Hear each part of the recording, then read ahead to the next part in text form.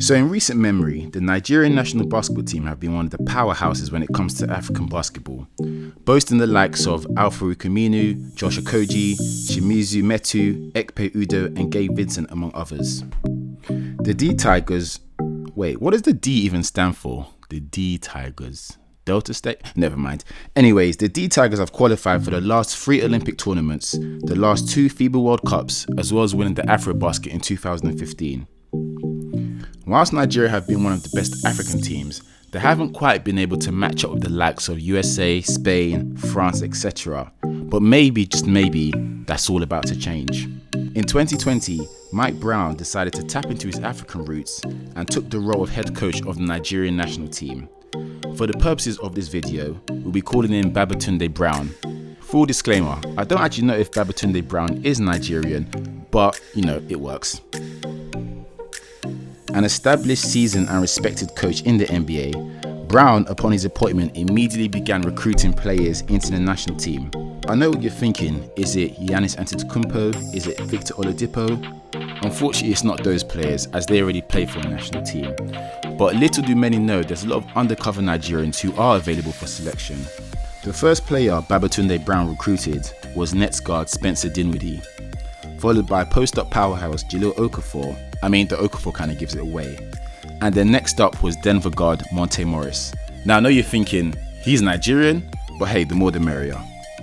Now apparently Babatunde Brown isn't finished recruiting, and if you look through the league, you see there's a host of potential players who could make the Nigerian team, such as KZ Okpala, Oji Anunobi, Isaac Okoro, Onyeka Okongwu, Zeke Nanji, and Precious Anchua. Now all of a sudden the Nigerian team have a bit more firepower. All of a sudden they're looking like the Wakanda Warriors.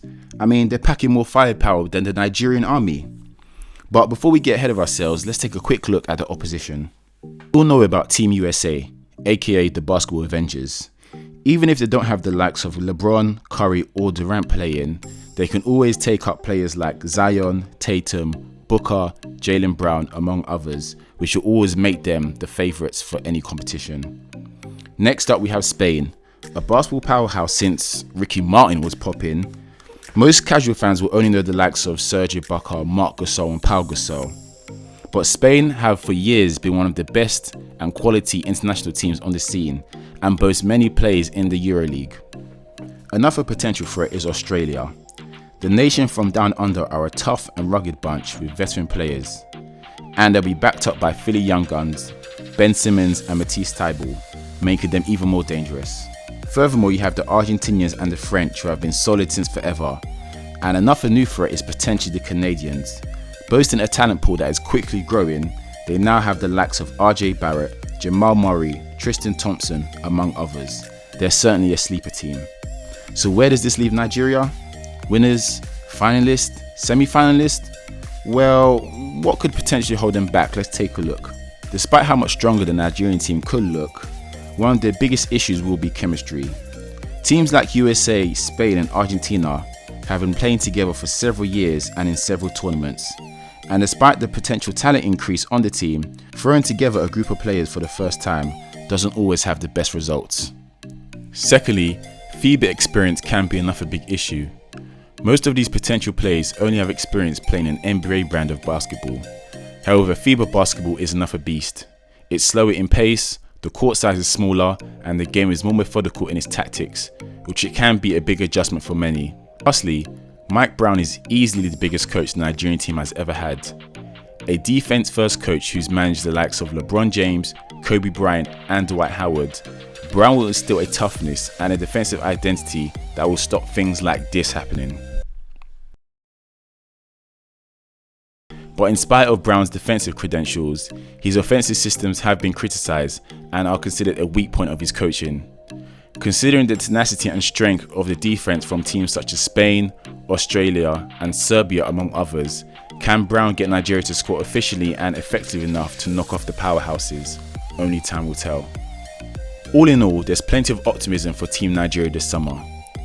A growing roster talent pool raises intrigue at the final 12 selected for Tokyo. Mike Brown is clearly recruiting as many top players as possible, and who knows what undercover Nigerian he may uncover. Fun fact, do DeAndre Ayton is actually half Nigerian. And word on the street is apparently Zion's favourite food is pounded yam and stew. I'm just saying, you never know. How far will Nigeria go? Only time will tell. But the first time in a major international competition, whilst we may not be favoured for the gold, we're certainly capable of upsetting any of the favourites, and a chance to medal is a possibility, which is something worth being excited for, not only for Nigeria, but for Africa. Let us know your comments down below and what you think on the potential of the Nigerian basketball team this summer. Don't forget to comment, like, subscribe. This is Afroathletes. Thank you for listening.